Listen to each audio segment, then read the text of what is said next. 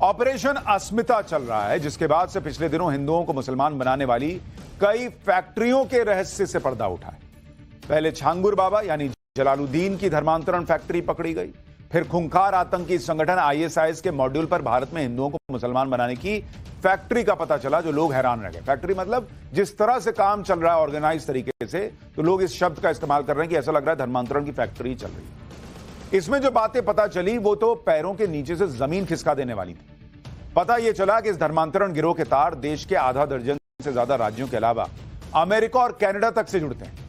लेकिन हर बात पर मुसलमान के साथ खड़े हो जाने वाले मदनी, ओवैसी, आजमी, अब्दुल्ला जैसे लोग हिंदुओं का धोखे से धर्मांतरण करने वाले ऐसे संगठित गिरोह के सरगनाओं पर एक शब्द क्यों नहीं बोलते? सन्नाटा क्यों छाया हुआ है? इस देश के सो कॉल्ड सेक्युलर नेता या सेक्युलर गैंग कहां है? वो कब बोलेंगे? आखिर धर्मांतरण का ये जो सिलेबस चल रहा है उसको तैयार कौन कर रहा है? किसी की तो शय होगी। क्यों लिबरल इकोसिस्टम के मुंह से बोल नहीं फूट रहे? आज का चैप्टर इन्हीं सवालों से भरा है। आज आपको बताऊंगा कि कैसे प्रधानमंत्री नरेंद्र मोदी के खिलाफ ढाई मोर्चा तैयार किया गया, क्यों छांगुरों और उसके जैसे कट्टरपंथियों के हौसले बढ़ जाते हैं और कौन बढ़ाता है। इस पर से एक एक करके पर्दा उठाऊंगा। शुरुआत इस रिपोर्ट के साथ। दौर यूं है कि बस कयामत ही है समझिए, उनको जुनू है काफिरों को दीन में लाने का, और जो मजहबी सियासत के आदी हैं उनमें हुनर है हर बड़ी बात पर चुप हो जाने का। दिल्ली, यूपी, राजस्थान और यहां तक कि गोवा से लेकर करीब आधा दर्जन राज्यों से जुड़े इस्लामिक कन्वर्जन वाले गैंग का पर्दाफाश हुआ, लेकिन जो लिबरल होने का लबादा ओढ़े हैं वो खामोश हैं।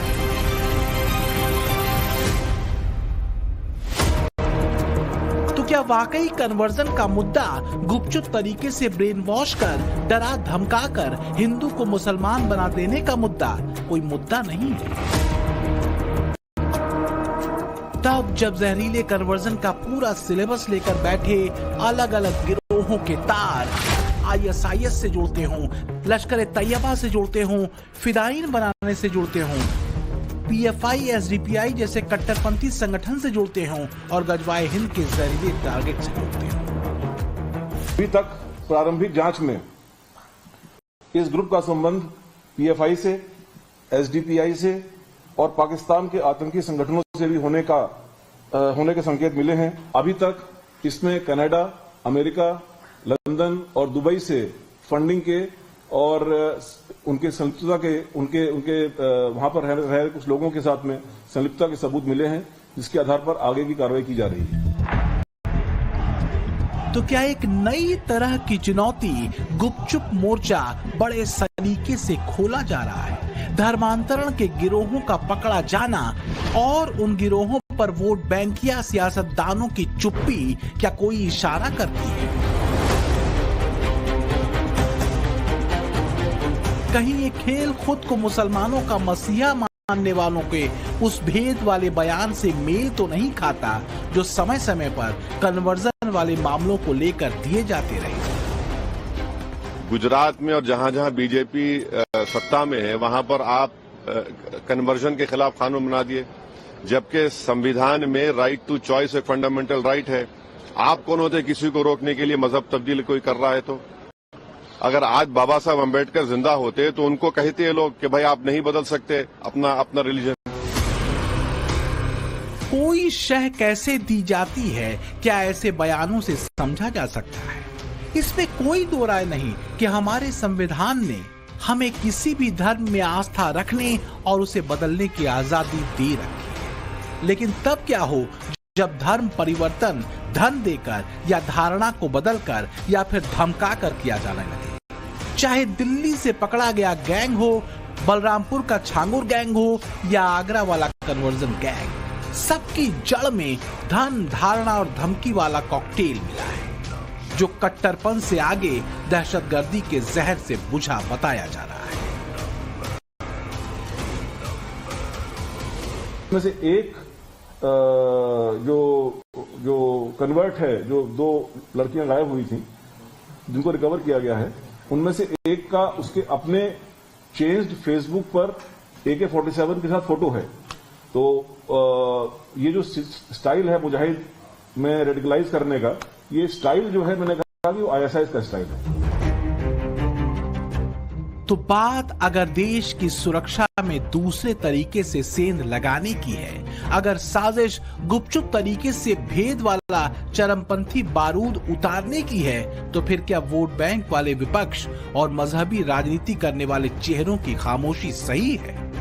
खासकर तब जब ऐसे ही लोग वक्फ कानून संशोधन से लेकर ट्रिपल तलाक कानून, समान नागरिक संहिता, नागरिकता संशोधन एक्ट तक को मुसलमानों के खिलाफ बताते रहे हों, उनकी अस्मिता से जोड़कर उनको डराते रहे हों, एसआईआर को लेकर बवाल करते रहे हों, यहाँ तक कि मुगलों के इतिहास हटाने पर भी आपत्ति जताते इसे हिंदुत्व की सियासत बताते रहे हों।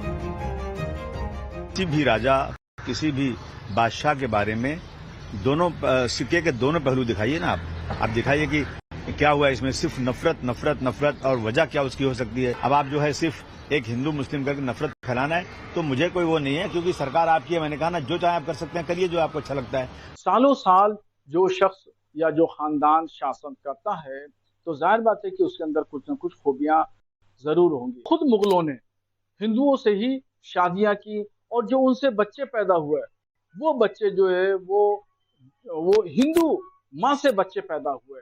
शाहजहां की माँ, औरंगजेब की माँ, तुगलक की माँ, फिरोज शाह की माँ कौन थी? ये सब हिंदू तो थी। इतिहास बदलना चाहते हैं तो इसको कौन स्वीकार करेगा?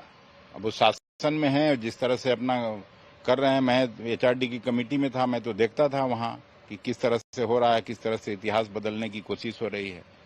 इसको ये देश स्वीकार नहीं करेगा। बीते एक दशक से देश में कुछ भी बड़े बदलाव हो, नया कानून आए, पुराने कानून में संशोधन हो, या फिर पाठ्यक्रमों को ही करेक्ट करना हो, बात बात पर मोदी के खिलाफ मोर्चा खोलकर बैठ जाने वाला विपक्ष ऐसे कन्वर्जन गैंग्स और उनके सामने आने के बाद खामोश क्यों हो जाता है? मुंबई ब्लास्ट मामले में मुंबई हाई कोर्ट के फैसले के खिलाफ महाराष्ट्र सरकार की अपील पर सवाल ओवैसी उठाते हैं, सिर्फ इसलिए क्योंकि मामला कौम का होता है। आप ये अपील क्यों डाल रहे भाई, जब वो लोग लीगली इनोसेंट नहीं है, बल्कि कंप्लीटली इनोसेंट हैं, राइट? दूसरा ये है कि हम बीजेपी से और केंद्र सरकार से पूछना चाह रहे हैं कि कल अगर मालेगांव ब्लास्ट में, और महाराष्ट्र सरकार से, मालेगांव ब्लास्ट में अगर कल वो भी रिजर्व फॉर जजमेंट है, मिसाल के तौर पर मान लिया जाए, जो नहीं होना चाहिए, अगर कोर्ट डिसाइड करेगा कि वो एक्यूज्ड एक्विट हो गए, तो अपील करेंगे आप? दूसरी बात यह है कि मक्का मस्जिद में ब्लास्ट हुआ था 2008 में, उसमें 8-10 लोगों की मौत हुई, अपील ही नहीं की उसमें। क्यों नहीं की अपील? आप ही की सरकार थी ना, बीजेपी से आपने अपील नहीं की। तीसरा, अजमेर ब्लास्ट का आप अपील नहीं करते। तो ये जो पॉलिसी है, टेररिज्म को रोकना चाहिए, टेररिज्म को खत्म करना चाहिए, मगर अगर सरकार अगर एक्यूज का रिलीजन देखकर अगर अपील करेगी, तो फिर ये टेररिज्म से फाइट तो कॉम्प्रोमाइज है आपकी। तो हिंदू मुसलमान कौन करता है? कौन संविधान की लाइनों को अपने हिसाब से बांटता और जांचता है? क्या इसे बताने की जरूरत है? चूंकि मुंबई ब्लास्ट का मामला आतंकवाद से जुड़ा है, लिहाजा पूरी तरह आश्वस्त होना जरूरी है, और फिर हाई कोर्ट के फैसले के खिलाफ सुप्रीम कोर्ट में अपील करना संवैधानिक भी है। मुद्दा आतंकी हमले में मारे गए लोगों को न्याय दिलाने का है, लेकिन असदुद्दीन ओवैसी को यहां मजहबी राजनीति के खुले तार मिल जाते हैं, जिससे उनकी राजनीति का करंट दौड़ सकता है। लेकिन हिंदुओं को टारगेट कर उन्हें मुसलमान बनाने वाले गिरोहों पर ओवैसी की बोलती बंद हो जाती है। तब भी जब ये बात सामने आ चुकी है कि इन गिरोहों के तार सीमा पार तक जाते हैं। कई राज्यों में धर्म परिवर्तन से जुड़े जिस गिरोह का खुलासा हुआ, वो फिदाइन तैयार कर रहा था बॉस।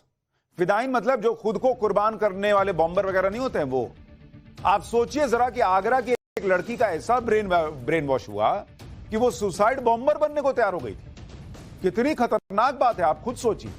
असदुद्दीन ओवैसी जो मुंबई ब्लास्ट केस में आरोपियों को छोड़े जाने पर उसका धर्म देखकर कहते हैं कि सुप्रीम कोर्ट में अपील तक करने मत जाओ, वही ओवैसी आजमी या मदनी धर्म परिवर्तन के ऐसे खतरनाक मॉड्यूल्स पर चुप क्यों हो जाते हैं?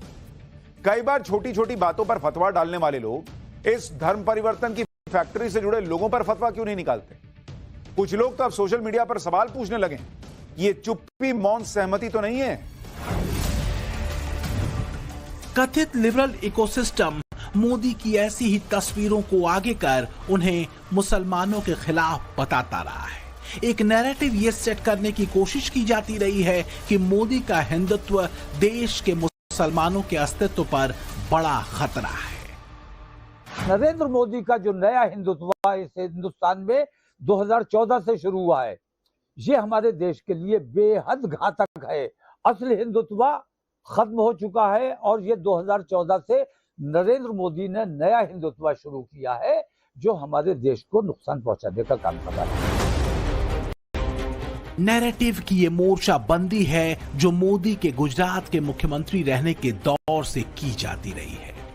लेफ्ट इकोसिस्टम से लेकर कट्टरपंथी इस्लामिक संगठनों और कथित लिबरल ग्रुप्स ने विदेशी मंचों पर भी मोदी की एंटी मुस्लिम छवि को गढ़ा।